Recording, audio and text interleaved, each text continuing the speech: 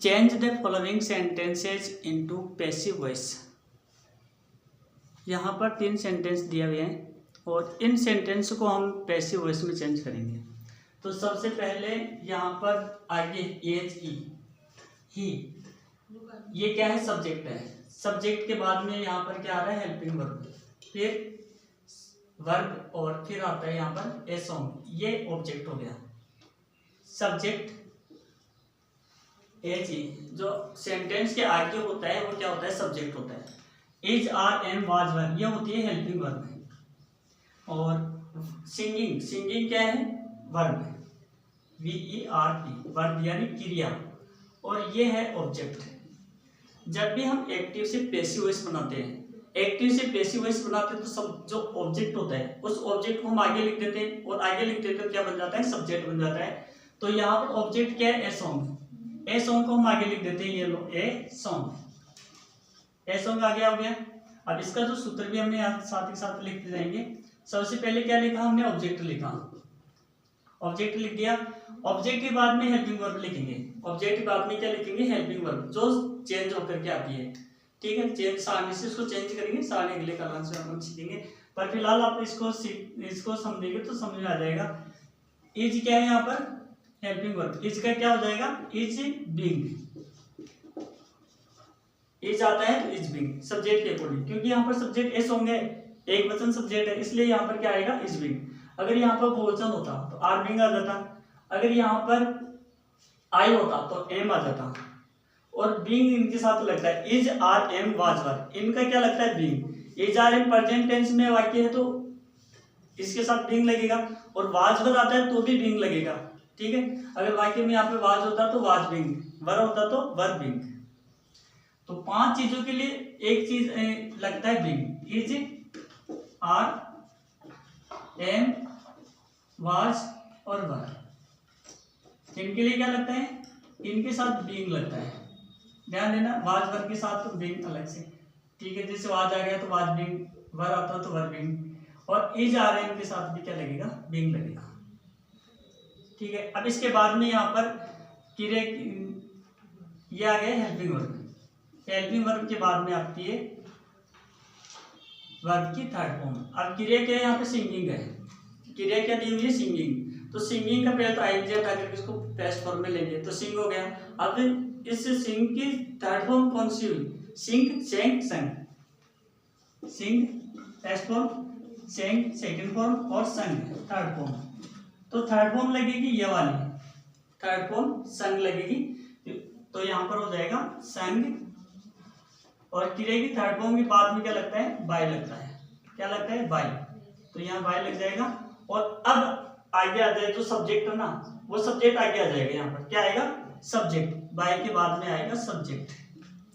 अगर subject pronoun है, subjective form में होता है, प्रोनाउन है, तो जब उसको हम पीछे लिखेंगे, लास्ट में लिखेंगे, तो उस प्रोनाउन की थर्ड फॉर्म आएगी। कौन सी फॉर्म आएगी? Third form.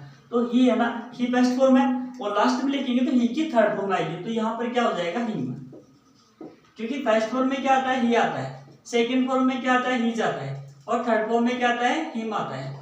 तो यहाँ पर जो क्रिया की थर्ड फॉर्म में जो ही आ रहा है ना, इस ही को क्या बनाएंगे? हिम बनाएंगे, और यहाँ लिखेंगे। ये ऑब्जेक्टिव फॉर्म हो गई। सब्जेक्टिव फॉर्म आगे लगती है, सब्जेक्टिव फॉर्म सब्जेक्ट बनता है तो आगे, यानी ये जो आएगा ना, ये तो आगे आएगा वाक्य में, और ये जो पीछे वाला है ना, ये पीछे वाला पीछे आएगा, और ये बीच वाला बीच में आएगा। इसके साथ में ये पॉजिटिव फॉर्म होता है। ठीक है, ये बाद में आगे जब बताएंगे, लेकिन फिलहाल जो ये आगे है, तो जब इस ही को आगे पीछे लिखेंगे ना, इस ही को पीछे लिखेंगे तो क्या बन जाएगा? हिम बन जाएगा। दूसरा वाक्य देखते हैं। ही एट ए मैंगो। तो सबसे पहले जो मैंगो है ना, ऑब्जेक्ट, इसको हम आगे लिख देते हैं। अब हेल्पिंग वर्ब देखो, इसमें तो हेल्पिंग वर्ब है ही नहीं, हेल्पिंग वर्ब तो है ही नहीं। हेल्पिंग वर्ब क्या होती है? Is are am was were, has है, can, could, may, might, must, ये सारी हेल्पिंग वर्ब होती है। लेकिन यहाँ पर तो कुछ भी दिया नहीं है भाई, दिया नहीं है तो डेफिनेटली मान लो या तो प्रेजेंट सिंपल का वाक्य है, और या फिर पास्ट सिंपल का वाक्य, दोनों में से एक वाक्य है। अब देखो क्रिया कौन सी है? थर्ड। क्रिया की सेकंड फॉर्म है eat, ate, eaten. Second form आ रही है तो पास्ट सिंपल का वाक्य है। पास्ट सिंपल में क्या लगता है? डिड लगता है। ठीक है, और जब हम इसको एक्टिव से पैसिव वॉइस बनाते हैं, एक्टिव से पैसिव वॉइस बनाते हैं तो वाज वर्ब का प्रयोग करेंगे। किसका प्रयोग करेंगे? वाज वर्ब का। जब क्रिया की सेकंड फॉर्म आ जाती है तो वाज वर्ब का प्रयोग किया जाता है। तो यहां लिखेंगे ए मैंगो एक है, ए मैंगो एक है, सिंगुलर सब्जेक्ट है, और सिंगुलर सब्जेक्ट होता है तो क्या लगेगा? वाज लगेगा। A mango was, second form की वजह से वाज आया है यहाँ पर।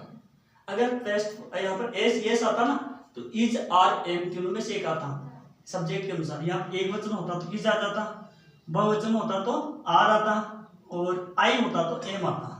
अगर यहाँ क्रिया के साथ ईट्स होता, जैसे मान लो यहाँ पर ईट्स होता ना तो यहाँ पर इज आ जाता, ईट होता तो यहाँ पर आर आ जाता है, क्योंकि ईट है ना बहुवचन के साथ आता है। चलो ये तो बाद के आगे जो एग्जांपल आएंगे उसमें सीखेंगे।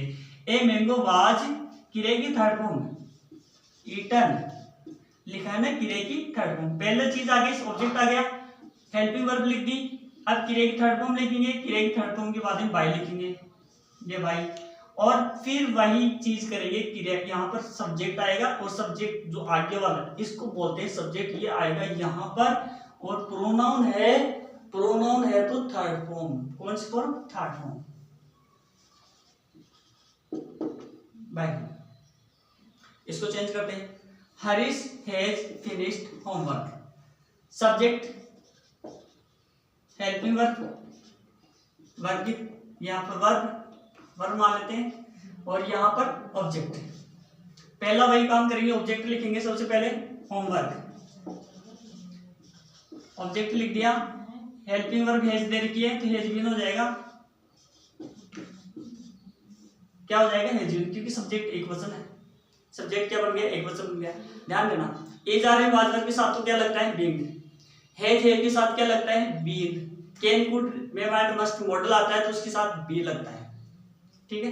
तो इसके रूल साथ ही साथ याद हो जाएंगे आपको। होमवर्क हैज बीन, और उसके बाद में क्रिया की क्या है? Third form. तो फिनिश्ड ऑलरेडी थर्ड फॉर्म आती है, तो सबसे बेस्ट काम है इसका। अगर हेज हेड आता है, हेड आता है तो क्रिया के पीछे थर्ड फॉर्म भी आती है, कोई टेंशन नहीं, वही चीज लिख दो। तो फिनिश्ड क्रिया की थर्ड फॉर्म के बाद में बाय लगेगा, और फिर लगेगा सब्जेक्ट, और सब्जेक्ट है हरीश। हरीश किसी का नाम है, नाम बिल्कुल नहीं बदलना, जो नाम है वही रखना है। नाम बदलोगे तो गलत हो जाएगा वाक्य। हरीश, तो ऑब्जेक्ट को पहले लिखा, पहला ऑब्जेक्ट, दूसरा हेल्पिंग वर्ब चेंज करके, सारणी से चेंज करके, हैज का हो गया हैज बीन, क्रिया की थर्ड फॉर्म तीसरी स्टेप में। पहली स्टेप में ऑब्जेक्ट, फिर हेल्पिंग वर्ब चेंज करके, तीसरी स्टेप में क्रिया की थर्ड फॉर्म, चौथी स्टेप में बाय, और पांचवी स्टेप में क्या लिखोगे आप? पांचवी स्टेप में लिखोगे जो सब्जेक्ट है ना उसको लिखेंगे। अगर सब्जेक्ट प्रोनाउन है तो क्रिया उस सब्जेक्ट की थर्ड फॉर्म लिखेंगे, प्रोनाउन की थर्ड फॉर्म लिखेंगे। तो सामने आ गया होगा आपके